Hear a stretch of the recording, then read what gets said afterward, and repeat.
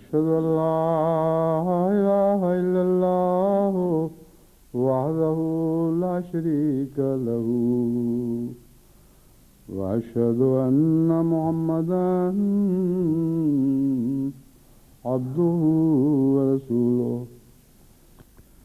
أما بعد فأعوذ بالله من الشيطان الرجيم بسم الله الرحمن الرحيم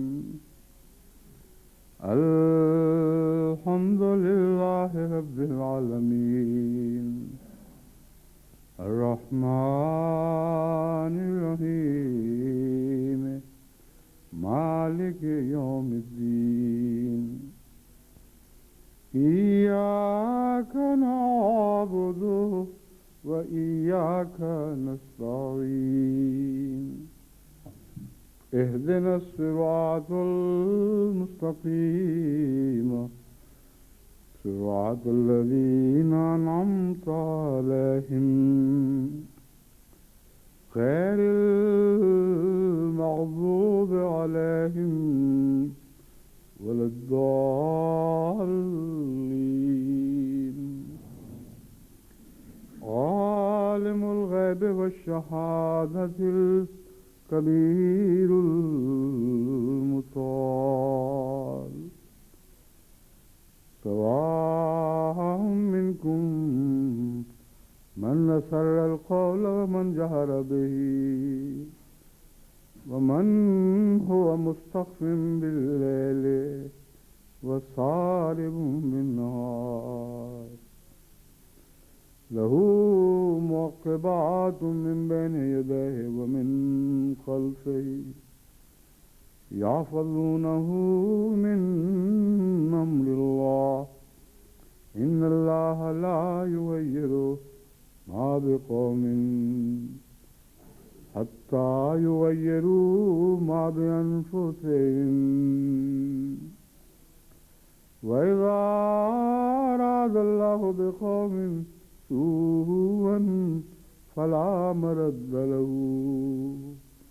وما لهم من دونه من وال. یہ آیات کریمہ جن کی میں نے تلاوت کی ہے سورہ الرعد کی 10ویں اور 12ویں آیات ہیں، اور پہلے بھی گزشتہ 2 خطبات کے موقع پر میں انہی کی تلاوت کرتا رہا ہوں۔ آج خصوصیت سے حضرت اقدس مسیح موعود علیہ الصلوۃ والسلام کے ان اقتباسات کے حوالے سے میں ان کی تلاوت کی ہے، جن کے متعلق میں نے وعدہ کیا تھا کہ انشاءاللہ حضرت مسیح موعود علیہ السلام کے اقتباسات جو اس آیت کی تفسیر میں آپ نے لکھے ہیں، بیان فرمائے ہیں، وہ آپ کے سامنے رکھوں گا۔ عالم الغیب والشہادہ، وہ غیب کا بھی عالم ہے اور شہادت کا بھی۔ الکبیر المتعال، کبیر ہے اور متعال ہے۔ عالم الغیب والشہادہ کا ایک تعلق اس کے الکبیر اور اس کے المتعال ہونے سے ہے، جس کے متعلق اشارتاً میں نے پہلے ذکر کیا تھا، لیکن اس طرز بیان میں یہ بات بھی داخل ہے کہ وہی ہے جو ظاہر کو بھی جانتا ہے اور وہی ہے جو غیب کو بھی جانتا ہے۔ بندوں کو نہ تو ظاہر کا کچھ علم ہے نہ غیب کا کچھ علم ہے، اور چونکہ علم سے ہی کبر اور علم ہی سے بلندی عطا ہوتی ہے، تمام سر بلندی علم کے نتیجے میں ہے، تمام عظمت علم کے نتیجے میں ہے۔ اس لیے نہ انسانوں میں کوئی کبیر ہے نہ انسانوں میں کوئی متعال ہے۔ اگر کبیر ہے تو اللہ کی ذات ہے، اگر متعال ہے تو اللہ ہی کی ذات ہے۔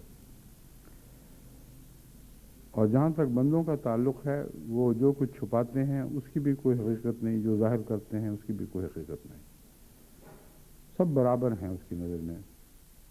من اسر القول ومن جہر بہ، وہ بلند آواز میں اونچی اونچی باتیں کرے اور اپنے بلند بانگ ارادوں کا اظہار کرے یا دعوی کرے، یا کوئی مخفی باتیں دل میں چھپائے پھرتا ہو، تو میں خدا کی نظر میں سب برابر ہیں۔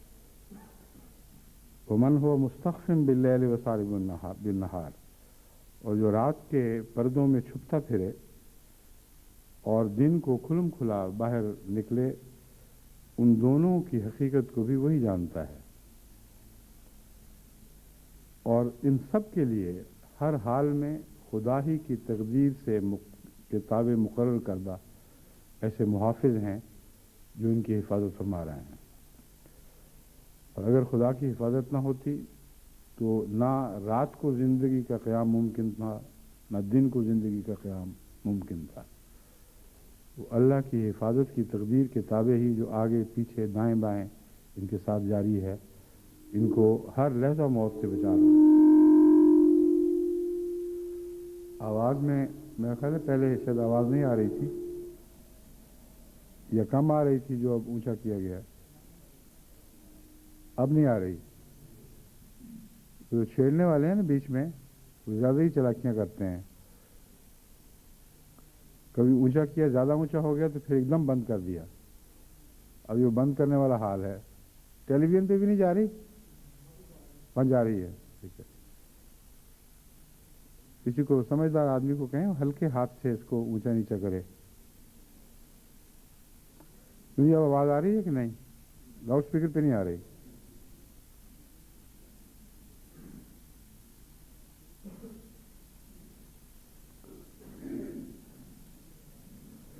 لاؤڈ اسپیکر کا نظام الگ ہے اور ٹیلی ویژن کا الگ ہے، اس کو ایک کرنا پڑے گا، ورنہ یہ دخل اندازیاں رہیں گی۔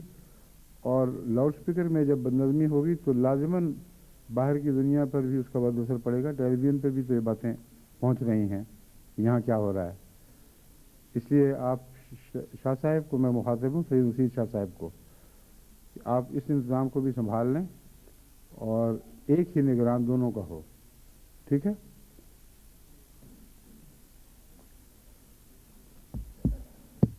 ابھی تک ڈیڈ ہے بالکل۔ کوئی پتہ کرے جا کے کیا تماشا بنایا ہوا ہے ان لوگوں نے۔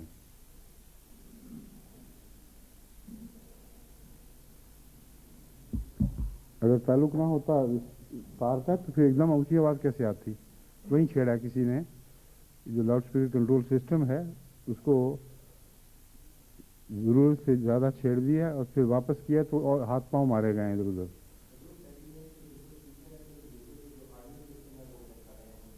میں یہی تو بتا رہا ہوں کہ انہوں نے افراتفری میں ہاتھ پاؤں مار کے خراب کر دیا ہے۔ آپ جا کے دیکھیں، اس کو ٹھیک کروائیں۔ اب الگ یو کے کا کوئی نہیں ہوگا، جہاں میرا خطاب ہوگا وہاں مرکزی نظام کے تابع ہوگا۔ ہمیشہ اس میں گڑبڑ ہو جاتی ہے۔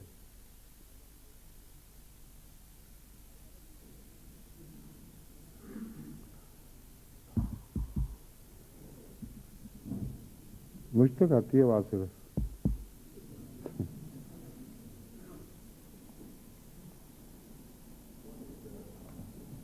کیا؟ ذرا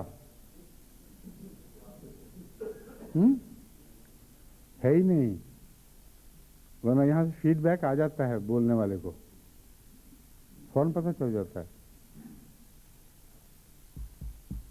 یہ آواز یہاں سے پہنچ رہی ہے آپ کو، سمجھیں؟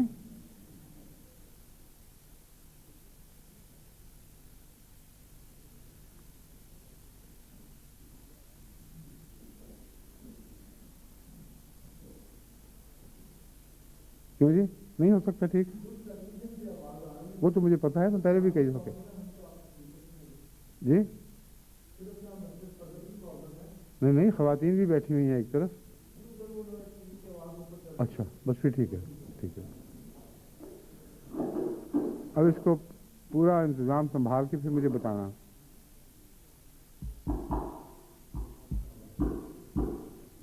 اب آواز آ رہی ہے اس میں؟ اب بند ہو گئی؟ وہ کنیکشن ٹوٹا ہوا سا ہے، کبھی لگ جاتا کبھی نہیں لگتا۔ مائکرو فون بدلنے سے شاید ٹھیک ہو۔ ہاں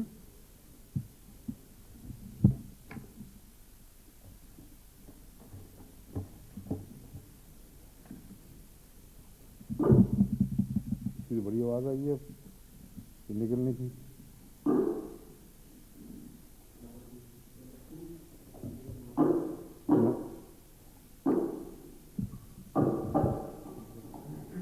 गलत जगह लगी हुई थी, टूटी है, ये काम से नहीं कर रहे दोनों।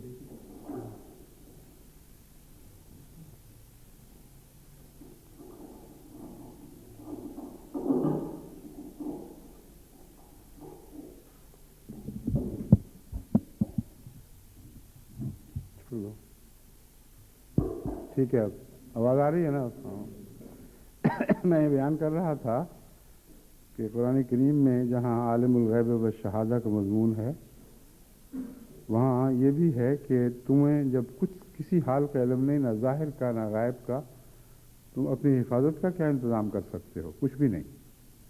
और जो अंदरूनी ख़तरात हैं और अक्सर अंदरूनी हैं, और जो मख्फी ख़तरात हैं और अक्सर मख्फी हैं, उनसे इंसान के अंदर मुकाबले की ताकत ही नहीं, क्योंकि इल्म के बगैर मुकाबला मुमकिन नहीं। तो अल्लाह ताला ने जहाँ जिस जिस पहलू से इंसान को किसी इल्म से महरूम रखा है, वहाँ उसकी निगरानी की जिम्मेदारी खुद संभाल ली है।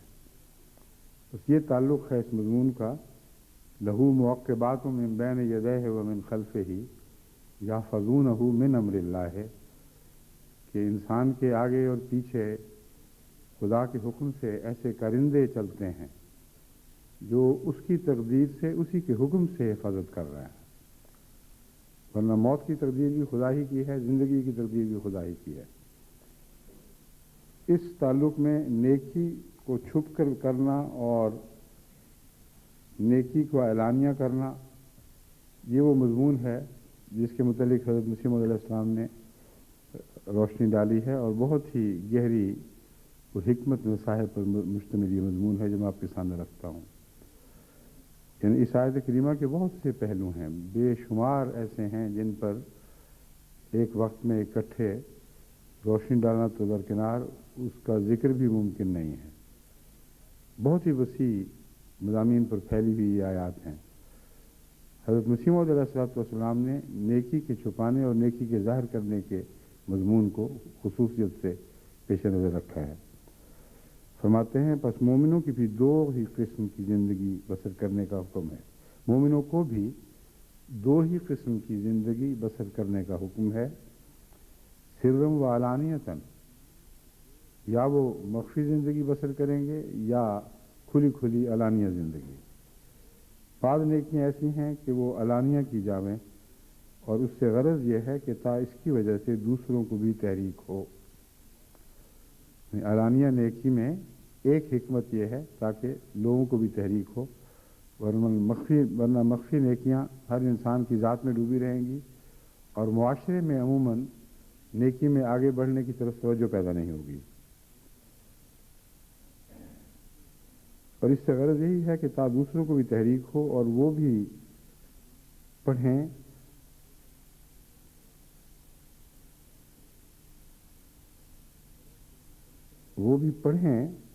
इससे पहले एक सतर छूट गई थी, नमाज का जिक्र चला है इसलिए समझ नहीं आ रही थी।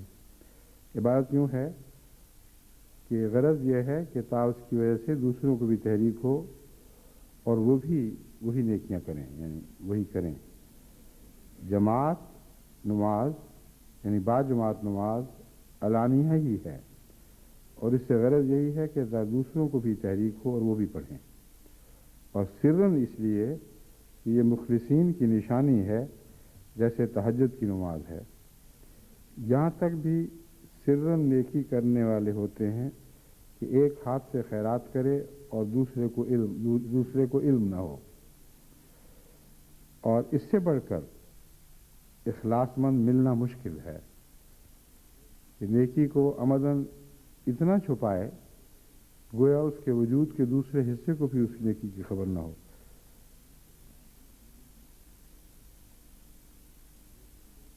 इंसान में ये भी एक मरज है कि वो जो कुछ खर्च करता है वो चाहता है कि लोग भी उसे समझें,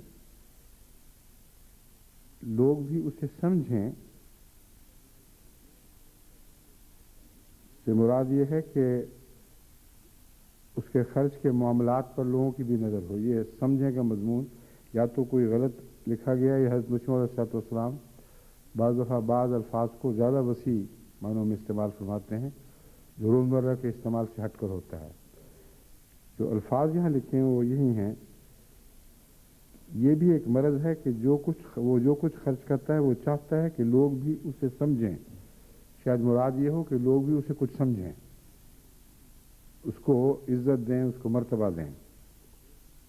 مگر میں خدا تعالیٰ کا شکر کرتا ہوں، یہ ہے وہ اصل بات جس کی طرف توجہ دلانے کے لیے میں نے حضرت مسیح موعود علیہ السلام کی اس عبادت کو چنا ہے.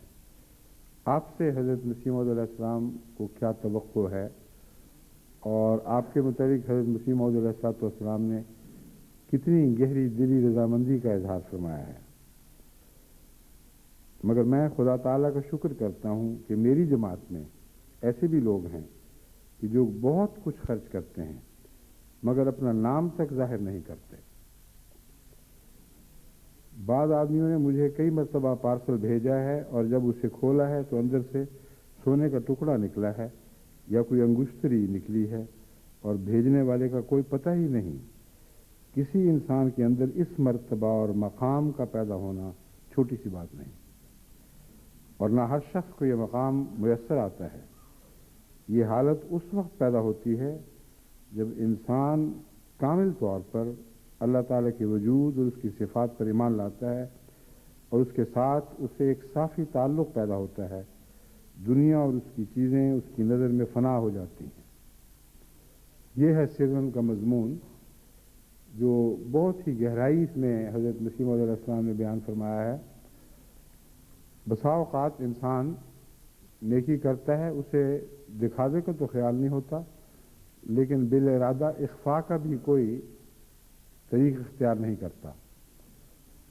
ایسے لوگوں پر کوئی حرف نہیں ہے، کیونکہ چھپانا بھی ایک زحمت ہے، اور کوشش کر کے کسی چیز کو چھپانا کسی غیر معمولی ارادے کی بنا پر کی بغیر پیدا نہیں ہو سکتا،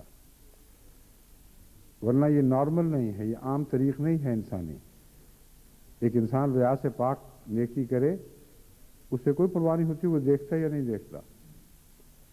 اور اسی تعلق میں حضرت مسیح موعود علیہ السلام نے خود اپنا بھی ایک تجربہ بیان فرمایا ہے.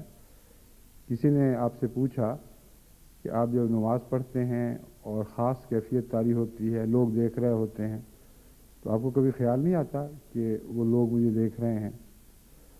آپ نے فرمایا جیسے انسان طویلے میں نماز پڑھے، ارد گرد گھوڑے بندھے ہوں، تو کسی کو خیال آئے گا کہ گھوڑے دیکھ رہے ہیں؟ وہم گمان میں بھی نہیں یہ بات آتی کہ کوئی دیکھ رہا ہے، کیونکہ میری نماز کا ان سے تعلق ہی کوئی نہیں. جس کے ساتھ ہے وہ دیکھ رہا ہے، اور اسی کا خیال ایسا غالب ہو جاتا ہے کہ کسی اور طرف توجہ جاتی ہی نہیں. تو ضروری نہیں کہ ہر نماز کو چھپا کر ہی پڑھا جائے تو وہ سری نماز بنے گی، ورنہ علانیہ ہو جائے گی. یہ مضمون بھی سمجھنے سے تعلق رکھتا ہے. ہر چیز جو ظاہر ہے وہ ظاہر نہیں ہے، بعض دفعہ سری ہوتی ہے اور اس کے اندر سر ہوتے ہیں. بس حضرت مسیح موعود علیہ السلام کی جو نماز لوگ دیکھتے تھے اور وہ نمازیں جو دوسروں کی دیکھتے تھے، بظاہر تو ان میں فرق نہیں تھا. اگر خشوع و خضوع ہے تو بعض دفعہ غیروں میں بھی بڑے زور سے خشوع و خضوع پیدا ہوتا ہے. مگر یہ سری کیفیت کہ پرواہی کوئی نہیں، کوئی دیکھ رہا ہے نہیں دیکھ رہا، ان کی حیثیت حقیقت ہی کوئی نہیں ہے. جس نے دیکھنا تھا وہ جانتا ہے اور وہی میرے لیے کافی ہے. یہ بھی ایک سر ہے جو علانیہ نمازوں میں بھی پیدا ہو جاتا ہے. اور نیکی کا بھی یہی حال ہے. بعض دفعہ ایک انسان چندے لکھواتا ہے، چندے ادا کرتا ہے، نام اس کے نام رسیدیں کٹتی ہیں، اور اکثر یہی ہوتا ہے کیونکہ ہم نے چندے کے نظام کی بھی حفاظت کرنی ہے. مگر دینے والے کے ذہن میں کسی طرح بھی کسی قسم کا کوئی ریا کا پہلو نہیں ہوتا. مگر اس کے باوجود کچھ ایسے بھی ہیں جو محنت کر کے اپنی نیکی کو خود اپنی ذات سے بھی چھپانے کی کوشش کرتے ہیں. یہ جو فرمایا کہ دوسرے ہاتھ کو خبر نہیں ہوتی، یہ بہت اہم مضمون ہے. یہ کوئی مبالغہ آمیزی نہیں ہے، ورنہ لفظاً تو ایک ہاتھ سے آپ نیکی کریں تو دوسرے ہاتھ کو ضرور خبر ہوگی، کیونکہ آپ ایک ہی وجود کے حصے ہیں. مگر یہ جو مضمون حضرت مسیح موعود علیہ السلام نے اپنے عشاق کے حوالے سے بیان فرمایا کہ میں خدا کا شکر کرتا ہوں کہ ایسے ایسے بھی ان میں ہیں کہ مجھ تک سے نام چھپاتے ہیں، اور مومن کا اپنے آقا سے اتنا بھی نہیں فرق ہوتا جتنا ایک ہاتھ کا دوسرے ہاتھ سے ہوتا ہے۔ بس ایک ہاتھ سے نیکی کرنا اور دوسرے ہاتھ سے چھپانا، اس سے بہتر انداز میں ظاہر نہیں فرمایا جا سکتا کہ حضرت مسیح موعود علیہ السلام کو بھی لوگ بعض دفعہ زیورات بھیجتے تھے اور خود آپ پر بھی نام ظاہر نہیں کرتے تھے، لیکن بہت سے ایسے تھے جو آپ پر ضرور ظاہر کرتے تھے، اور دونوں باتیں اخفاء میں ہیں۔ جس نے نہیں ظاہر کیا اس نے اپنے پر اعتماد نہیں کیا، یہ نہیں کہ مسیح موعود پر اعتماد نہیں تھا، اس نے اپنے پر اعتماد نہیں کیا، اس کو یہ یقین نہیں تھا کہ اگر میں نے مسیح موعود پر بھی نام ظاہر کر دیا تو شاید میں اپنے نفس کی انا کی پیاس بجھانے کے لیے ایسا کر رہا ہوں، اور دل چاہتا تھا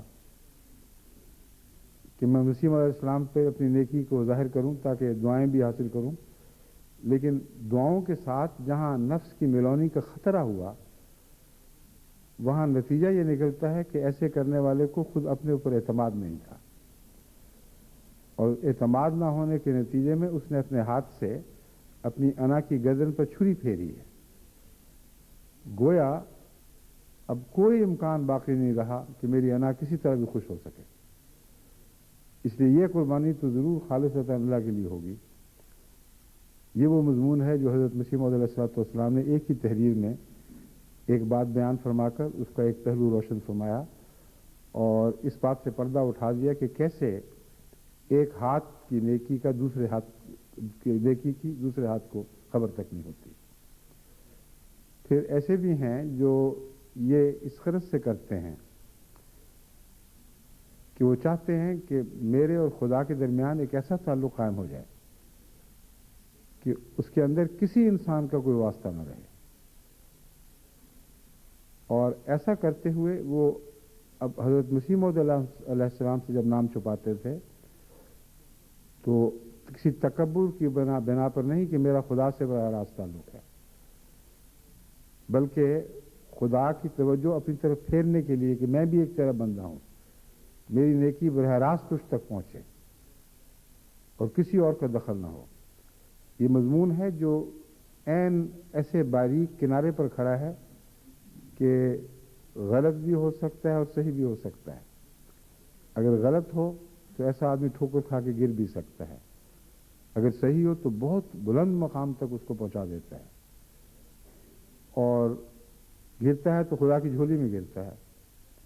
بس اس پہلو سے سر کا مضمون بہت ہی گہرا اور باریک ہے، اور جب تک ہم اس مضمون کو نہ سمجھیں زیادہ ترقیات نہیں کر سکتے، کیونکہ سر کے اندر جو اندھیرے ہیں وہ اپنی ذات کی راہ میں بھی حائل ہوتے ہیں۔ سر کو پہچاننا بہت مشکل کام ہے، اس لیے جو اپنی نیتوں کو ٹٹولتا رہتا ہے اسے رفتہ رفتہ وہ بصیرت عطا ہوتی ہے جیسے اندھیرے کمرے میں رہنے کے عادی کی آنکھوں کو عطا ہوتی ہے، وہ آنکھیں رفتہ رفتہ کھل جاتی ہیں، اور بہت مدھم روشنی بھی ہو تو اس میں بھی کچھ دکھائی دینے لگتا ہے۔ مگر جن کی آنکھیں ہمیشہ باہر ہی کھلی رہیں ان کے وہ نفس کے اندھیروں میں کچھ دکھائی نہیں دیتا کہ نیتوں کا آغاز انا سے ہوا تھا یا رضائے باری تعالیٰ کی خاطر قربانی سے ہوا تھا۔ بس یہ وہ سر کا پہلو ہے جس پر جماعت کو غور کرتے رہنا چاہیے، اور جب تک یہ محاورہ نہ ہو جائے کہ ہم اپنی نیتوں کو خوب پہچان لیں اور ہماری نیتوں کے گرد لپٹے ہوئے کوئی پردے حائل نہ ہو ہماری نظر کے درمیان اور اس نیت کے درمیان، اس وقت تک قلب کی صفائی ممکن نہیں ہے۔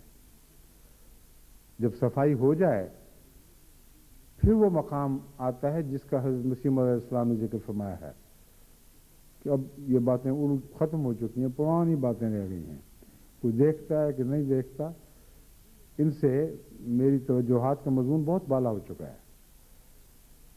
بس وہاں تک پہنچنے کے لیے یہ بیچ کی منازل ہیں، اس لیے ہر انسان کو اپنی نیتوں پر نظر رکھنا، خواہ وہ عبادت کے تعلق میں ہوں، خواہ وہ مالی قربانی کی تعلق میں ہوں، یا وقت کی قربانی اور خدمات کے تعلق میں ہوں، نہایت ضروری ہے۔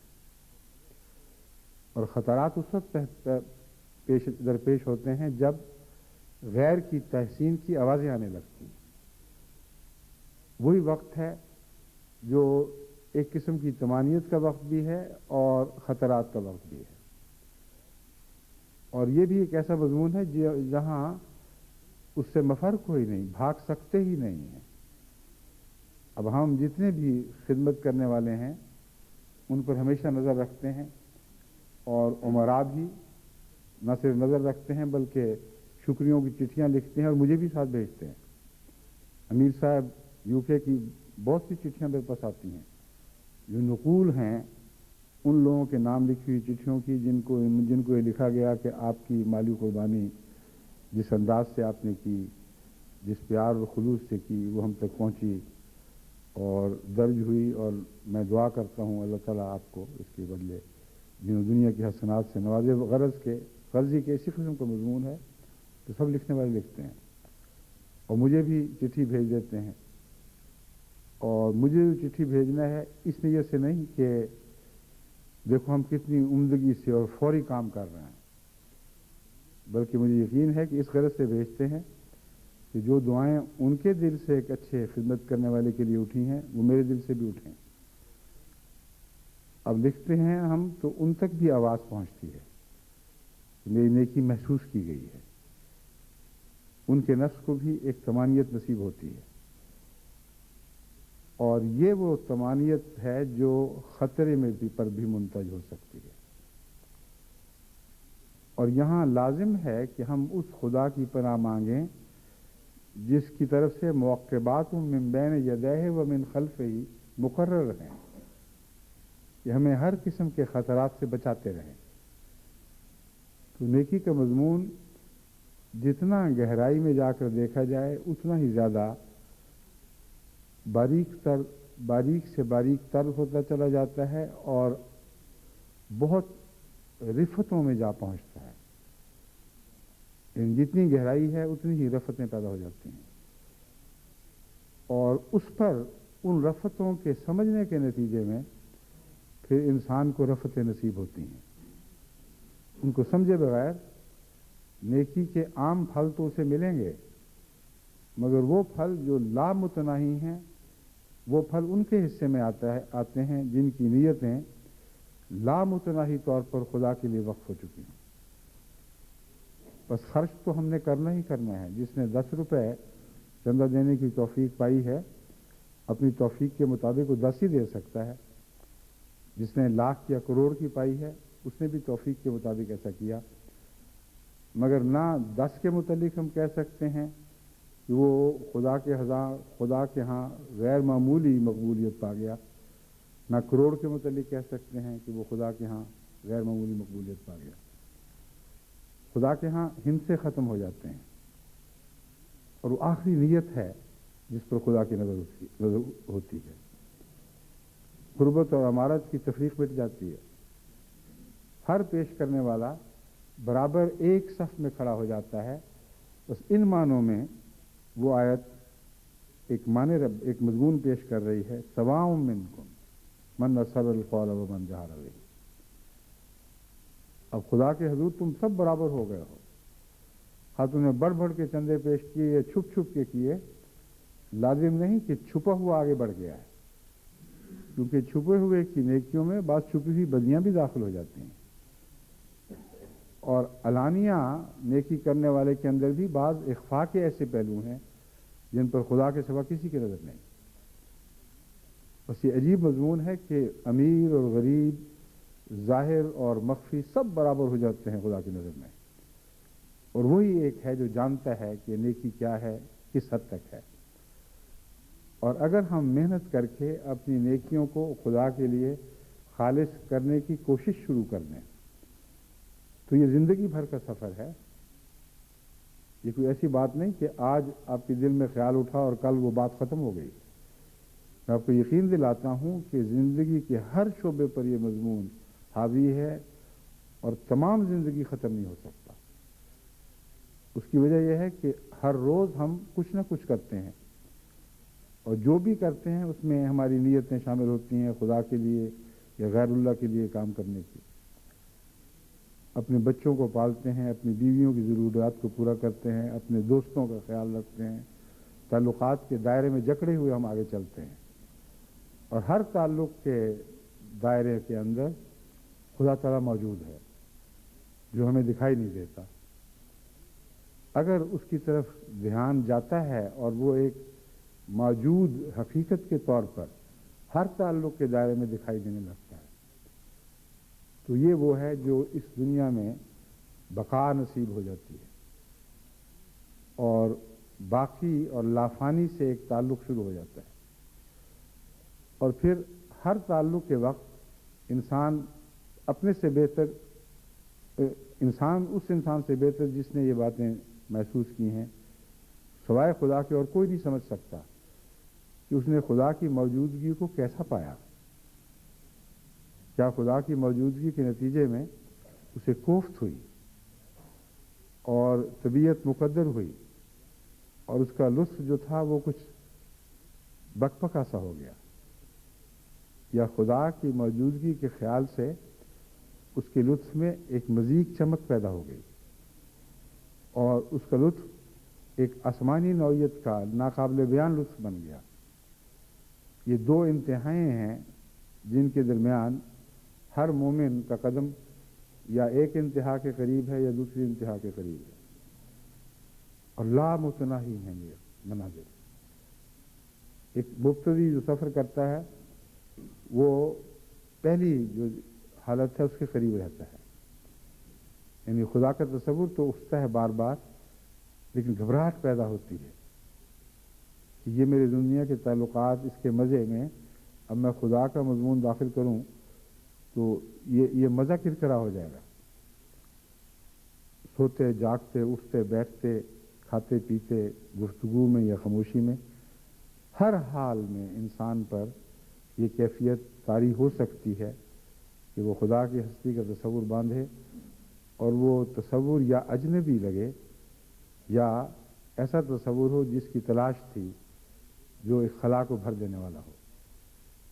یہ جو آخری بات ہے یہ آسان نہیں ہے، اور محض یہ کہہ دینا کہ خدا سب سے پیارا ہے بالکل غلط ہے جب تک پیارا بن کے نہ دکھائے، اور پیار یوں ہی پیدا نہیں ہو جایا کرتے۔ انسان سے ہمارے پیار جو ہیں وہ تعلقات کے نتیجے میں لمبے عرصے میں پیدا ہوتے ہیں، اور اپنایت ہو کر جب دوئی مٹتی ہے تو پھر تعلق ایک اور منزل پہ جا پہنچتا ہے، ایک اور بلندی حاصل کر لیتا ہے۔ تو خدا تعالیٰ کی ذات اور انسان کی ذات میں اتنا بعد ہے کہ انسان سے تعلق میں بھی اگر منازل بہت ہیں بیچ کی، اور وہ آخری یکجان ہونے کی منزل بہت بعد میں آتی ہے، تو خدا کے تعلق میں تو بہت ہی مشکلات ہیں، اور دعا کے بغیر یہ مضمون حل ہو ہی نہیں سکتا، یہ سفر طے ہونا ممکن ہی نہیں ہے، کیونکہ شروع میں تو انسان کی طبیعت یہ اجنبیت محسوس کرتی ہے کہ جب میں انسان سے پیار کرتا ہوں، انسان کی خوبصورتی کو دیکھتا ہوں، اس کے احسانات کو دیکھتا ہوں، تو یہ ساری باتیں قرب سے معلوم ہو رہی ہیں، اور اس میں ہم جنس ہونے کی وجہ سے کوئی بودھ نہیں، کوئی اجنبیت نہیں ہے، ایک طبی چیز ہے۔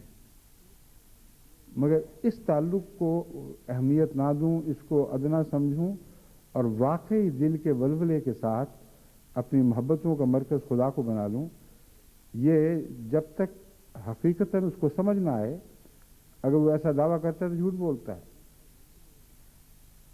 یہ آسان کام ہے ہی نہیں، کیونکہ جو یکسانیت ہے جب تک وہ نہ ہو اس وقت تک محبت پیدا نہیں ہو سکتی۔ سب سے بلند تر محبت وہ ہے جو یکسانیت سے پیدا ہوتی ہے، اس میں پھر کبھی کوئی دوری نہیں ہوتی۔ جو محبتوں کا سفر کرتے ہیں، آغاز میں جو محبت بہت ہی غیر معمولی طور پر طاقتور دکھائی دیتی ہے، جب بھی اس میں رکھنا پڑتا ہے یکسانیت کے فقدان سے پڑتا ہے۔ میاں اور بیوی کا کیسے ہی پیار سے اکٹھا زندگی کا سفر شروع کریں، جوں جوں وقت کے ساتھ مختلف صورتحال پر رد عمل میں اختلاف دکھائی دیتا ہے، جوں جوں نظریات کے اختلاف جو ہیں وہ روزمرہ کی زندگی پر اثر انداز ہونے لگتے ہیں، وہ جو دخل اندازی ہے وہ محبتوں کے اندر ایک رخنہ ڈالنے والی دخل اندازی ہوتی ہے جو یکسانیت کے فقدان سے پیدا ہوتی ہے، اور رفتہ رفتہ وہی چیز جو پہلے خوبصورت دکھائی دیتی تھی اس کی خوبصورتی کے باوجود اس میں وہ دلچسپی باقی نہیں رہتی، دل پیچھے ہٹ جاتے ہیں حالانکہ جسم وہی رہتے ہیں۔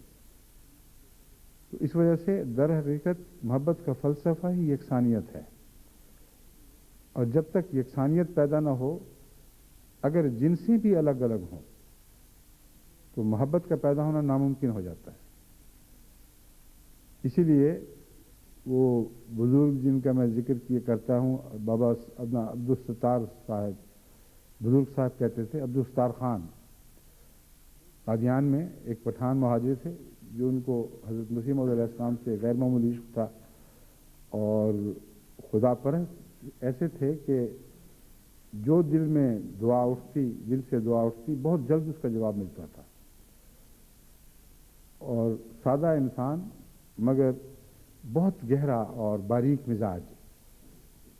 چنانچہ ان کا جو واقعہ میں نے پہلے بھی بارہا آپ کے سامنے رکھا ہے، وہ اس موقع پر بھی چسپاں ہوتا ہے۔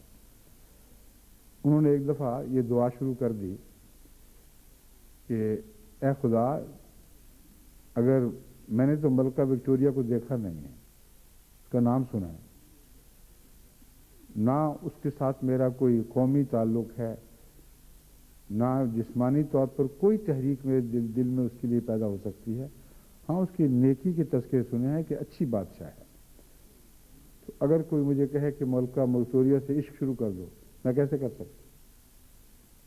کہ تو ممکن ہی نہیں، میری طاقت میں ہی نہیں ہے۔ اور پھر عرض کیا کہ اے خدا، پھر جنسوں کا بھی تو اختلاف ہے،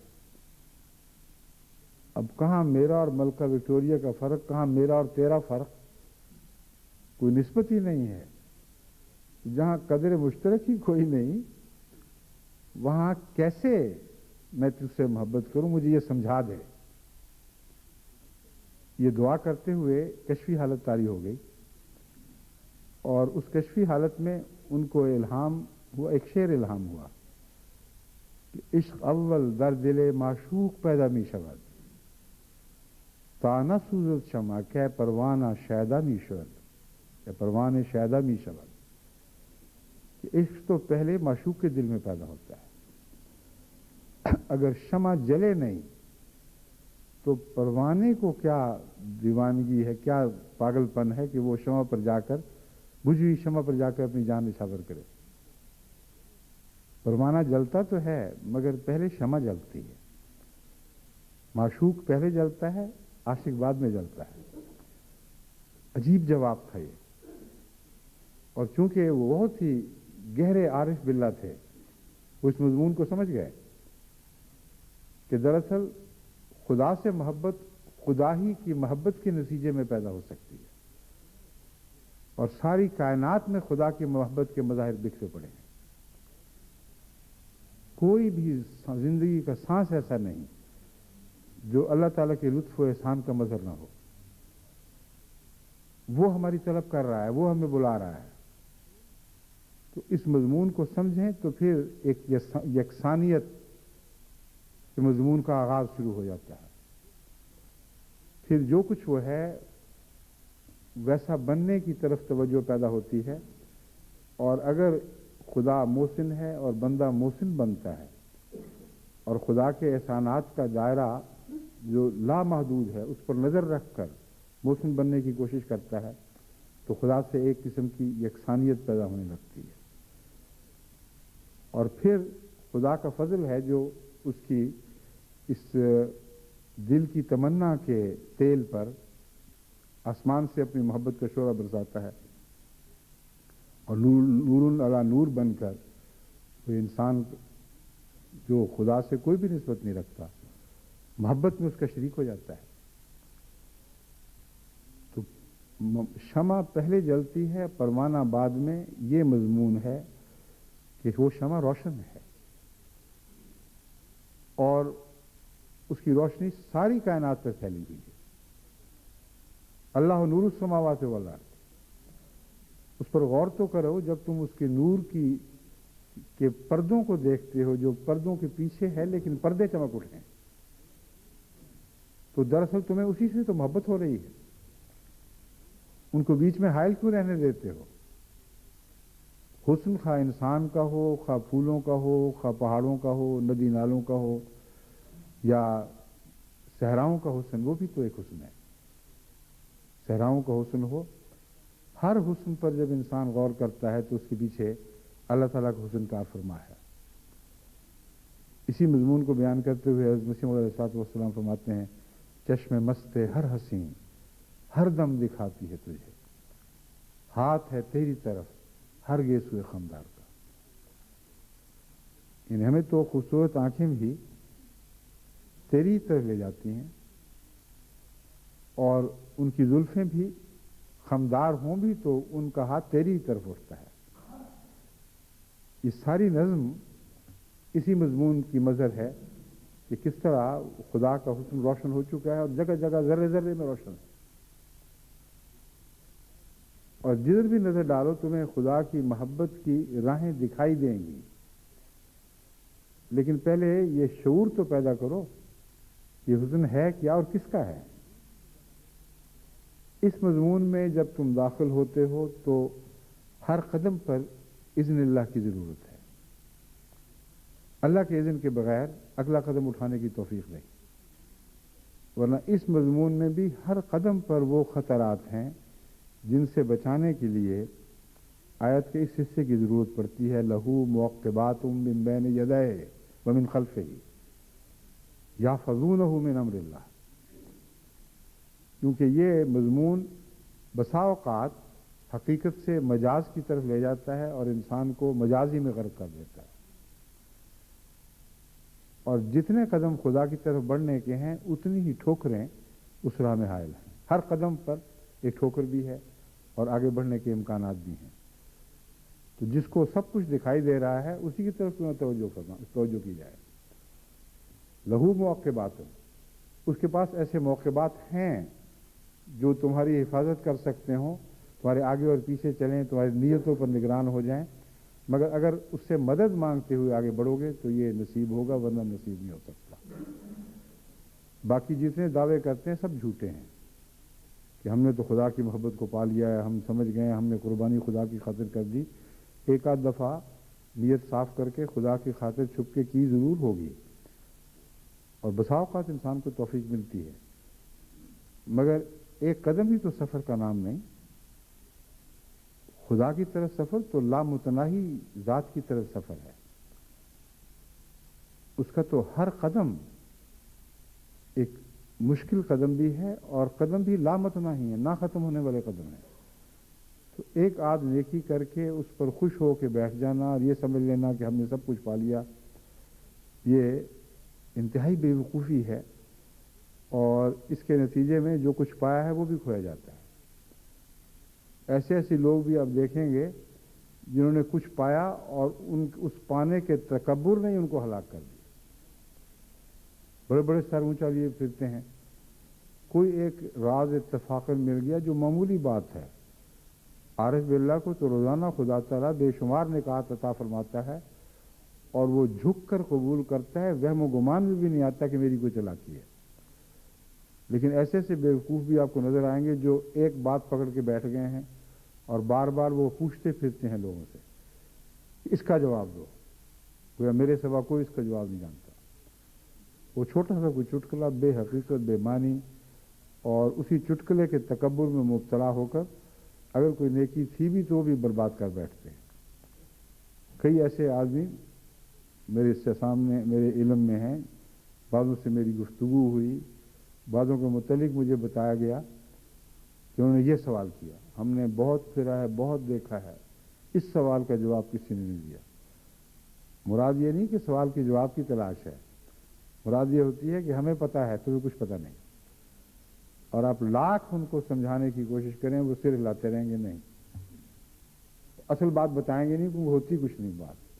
بے حقیقت سی بات ہوتی ہے، اور سر پھیر کے چلے جاتے ہیں کہ ہمیں یہاں سے بھی نہیں ملا جواب۔ ایسے ایک دو آدمیوں سے واسطہ پڑا اور اللہ تعالیٰ نے توفیق بخشی کہ ان کی نفسانی حالت کو سمجھتے ہوئے ان کو لوگوں کے سامنے لاجواب کر دیا بہرحال۔ وہ سر اٹھا کے نہیں واپس جا سکا، اور اتنی بھی توفیق نہیں ملی کہ کہہ دے کہ ہاں میری تسلی ہو گئی۔ تو تسلی بھی خدا کا کام ہے، وہ بھی بندے کے بس کی بات نہیں۔ حضرت مسلم موعود کی خدمت میں بھی ایک ایسا صوفی پہنچا تھا ایک دفعہ، اور بڑے اس نے تکبر کے ساتھ کہا کہ میں چند سوال لے کے آیا ہوں، مجھے جواب دیں آپ فوری طور پر۔ آپ نے فرمایا بتاؤ۔ انہوں نے کہا یہ بتائیں کہ اگر کوئی کشتی پر سفر کر رہا ہو اور کنارہ آ جائے تو کنارے پر پہنچنے کے باوجود کشتی میں بیٹھا رہے، اس کو آپ کیا سمجھیں گے؟ اس کو آپ بے وقوف اور پاگل کہیں گے یا دانا سمجھیں گے؟ حضرت مسلم موعود نے فرمایا میرا جواب یہ ہے کہ اگر وہ لامتناہی سمندر میں سفر کر رہا ہے تو جہاں کنارہ سمجھ کے اترا وہیں ڈوبا، اور اچانک وہ سمجھ گیا۔ جس مسئلے کا جواب اس کو اس دنیا میں کہیں نہیں ملا تھا، وہ بے اختیار بول اٹھا کہ مسئلہ حل ہو گیا۔ وہ صوفیوں کا ایک فرقہ ہے جو یہ کہتا ہے کہ جب خدا کو پا لیا تو عبادتوں کی کیا ضرورت ہے؟ خام خواہ 5 وقت کی نمازیں اور شریعت کی پابندی، یہ چیزیں تو خدا کے حضور اس کی تلاش کے لیے ہیں۔ جب ہم نے پا ہی لیا تو پھر کیا ہے؟ مگر حضرت مسلم موعود بات کو سمجھ گیا، اور کیسا عمدہ جواب دیا کہ تم اس کو پانے کا دعویٰ کر رہے جو لامحدود ہے اور تم محدود ہو، اس لیے جہاں یہ دعویٰ کیا وہیں غرق ہو جاؤ گے۔ تو تکبر ہے جو انسان کو غرق کر دیتا ہے، اور تکبر بھی اندھیروں کی پیداوار ہے۔ کبیر کہلانے کا حق صرف اس کا ہے جو جانتا ہے۔ بس دیکھیں اس آیت کے ہر لفظ کو ہر لفظ کے ساتھ خدا نے ایسے رشتوں میں باندھا ہے کہ وہ ظاہری طور پر بھی دکھائی دیتے ہیں اور گہرائی میں بھی مسلسل چلتے ہیں۔ بس اگر تم کوئی بلندی چاہتے ہو، اگر عظمت چاہتے ہو، تو اللہ کے علم میں غرق ہو جاؤ اور اس کے علم کو اپنا لو، اس کے علم کے سائے تلے چلو، تب تمہارے لیے بچنے کا امکان ہے اور پھر تمہاری حفاظت ہوگی۔ اگر ایسا نہیں کرو گے تو تمہاری نہ نیکی کی کوئی قیمت ہے، نہ بدی کی کوئی حیثیت، سب کچھ خدا کی نظر میں برابر ہی ہیں۔ یکساں دنیاوی زندگی بسر کر رہے ہو، کبھی نیکی کے نام پر، کبھی بدی کے شوق میں۔ حضرت مسیح موعود علیہ السلام اس مضمون کو آگے بڑھاتے ہوئے پھر فرماتے ہیں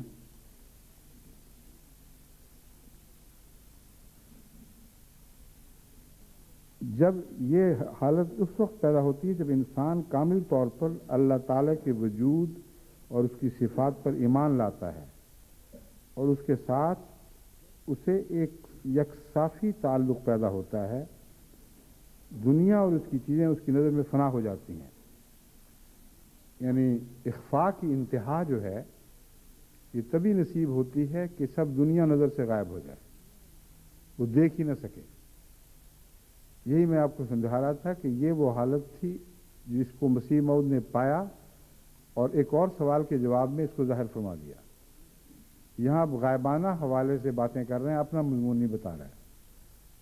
اس کو بھی اخفاء میں رکھا ہوا ہے کہ میں خود اس تجربے سے گزرا ہوں، میں جانتا ہوں کہ اس کے بغیر یہ بات نصیب ہو ہی نہیں سکتی کہ اللہ کا تعلق اتنا بڑھ جائے اور اس کی ہمہ وقت حاضری اپنے سامنے، یا آپ کی ہمہ وقت خدا کے حضور حاضری، یہ مضمون ساری زندگی کے ہر پہلو پر اتنا غالب آ جائے کہ باقی گویا کچھ بھی نہیں رہا، ہر دوسری چیز فنا ہو چکی ہے، پیچھے ہٹ گئی ہے۔ اس وقت پھر خدا تعالیٰ اس آخری مقام کی نیکی کی توفیق بخشتا ہے جو اسرار میں سب سے بڑھ کر سر ہے، یعنی دنیا سے چھپا ہوا اور خدا کے تعلق کا وہ سر جس کا اس بندے کے سوا جس کا خدا سے وہ تعلق ہے کسی کو کوئی علم نہیں ہوتا۔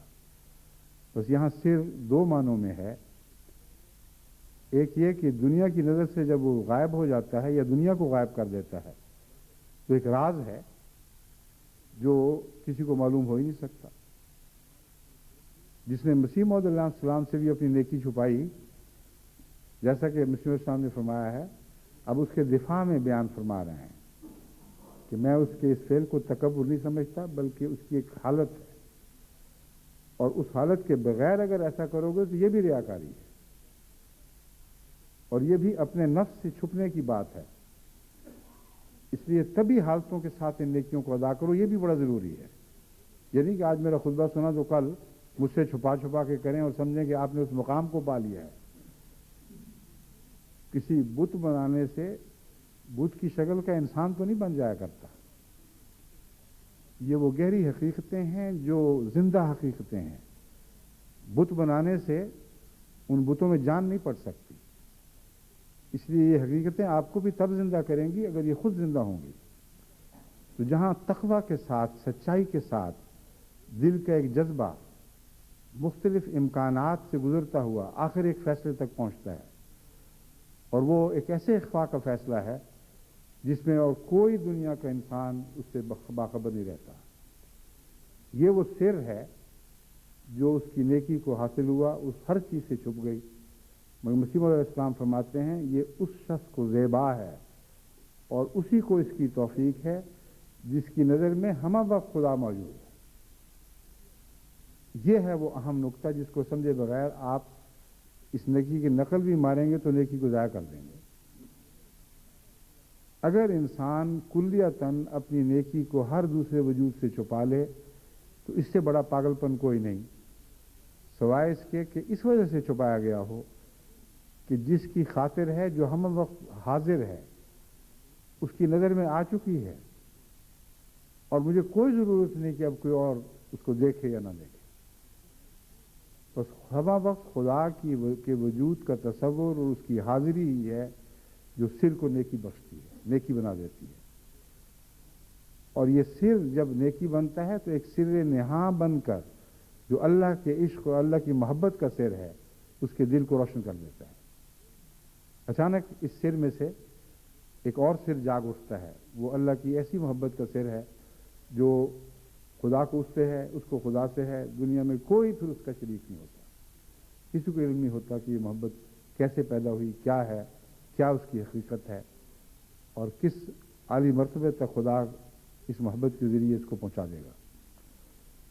تو یہ جو صورتحال ہے یہ چند مالی پیسوں کی قربانی کے تعلق میں بیان ہو رہی ہے، لیکن آپ دیکھیں اس کا کتنا وسیع مضمون ہے، زندگی کی ہر نیکی کے ساتھ اس کا تعلق ہے، ہر انسانی جذبے پر یہ بات چھائی ہوئی ہے۔ اس کے ساتھ ایک صافی تعلق پیدا ہوتا ہے، یہ الفاظ مسیح علیہ السلام کے، دنیا اور اس کی چیزیں اس کی نظر میں فنا ہو جاتی ہیں، اور اہل دنیا کی تعریف اور مذمت کا اسے کوئی خیال ہی پیدا نہیں ہوتا۔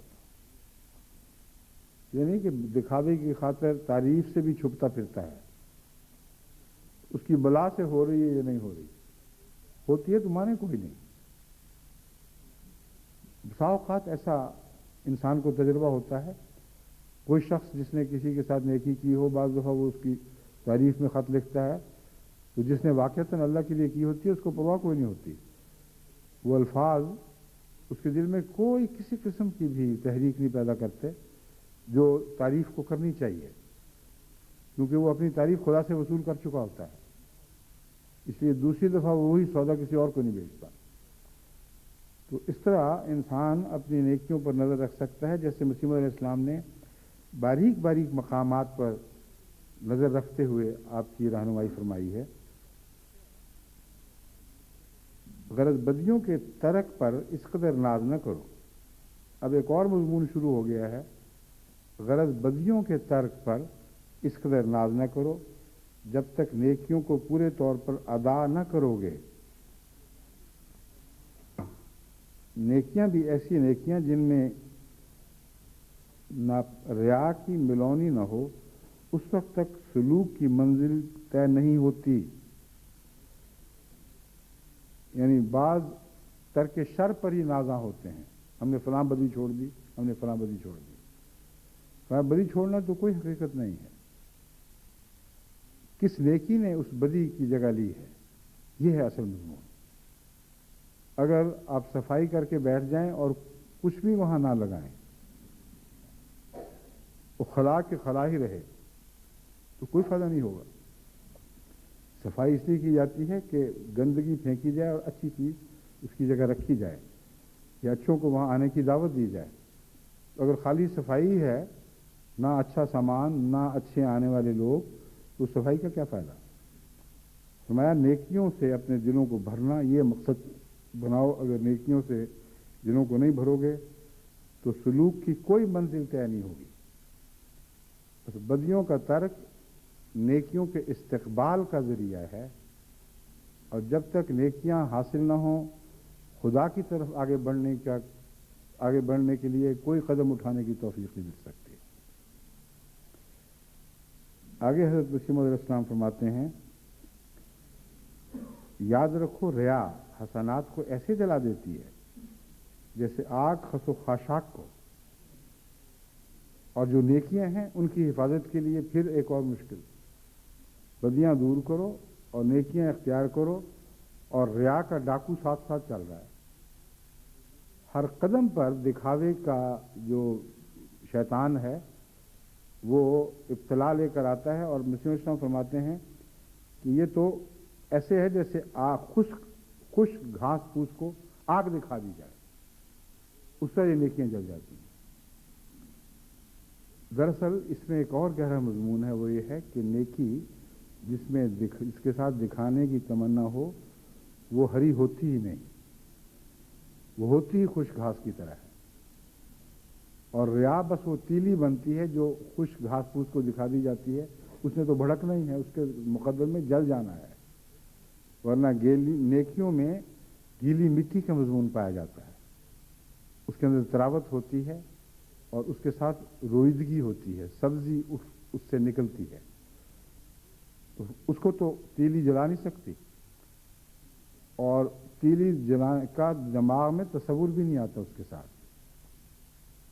بس وہ جس کو لوگ نیکی سمجھتے ہیں، اللہ تعالیٰ وقتاً فوقتاً ان کے جلانے کا انتظام بھی کرتا رہتا ہے، یہ قانون قدرت ہے۔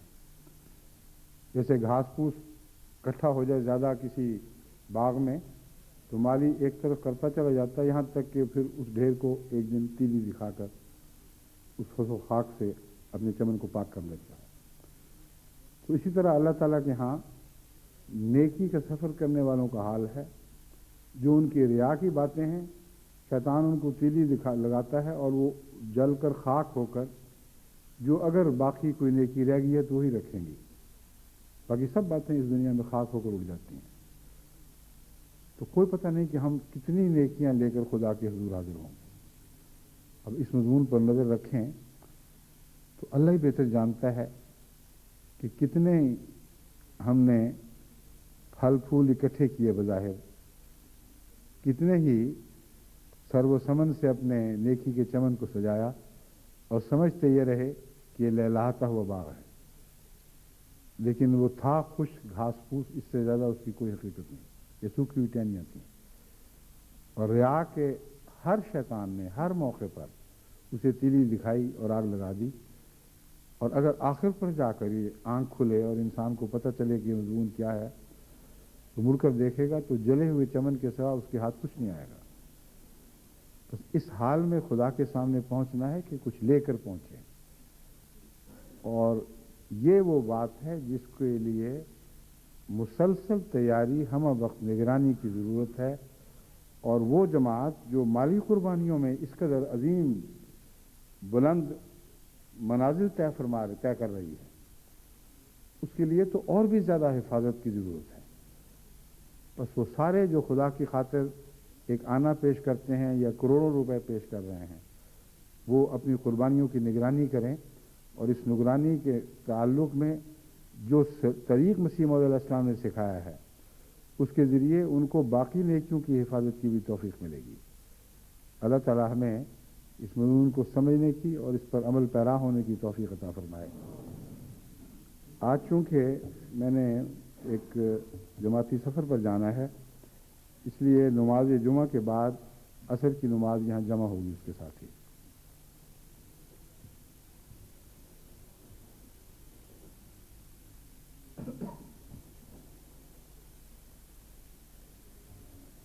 الحمد لله نحمده ونستعينه ونستغفره ونؤمن به ونتوكل عليه ونعوذ بالله من شرور أنفسنا من سيئات أعمالنا من يهده الله فلا مضل له ومن يضلله فلا هادي له ونشهد أن لا إله إلا الله وحده لا شريك له ونشهد أن محمدا عبده ورسوله عباد الله رحمكم الله إن الله يأمر بالعدل والإحسان وإيتاء ذي القربى وينهى عن الفحشاء والمنكر والبغي يعظكم لعلكم تذكرون اذكروا الله يذكركم وادعوه يستجب لكم ولذكر الله أكبر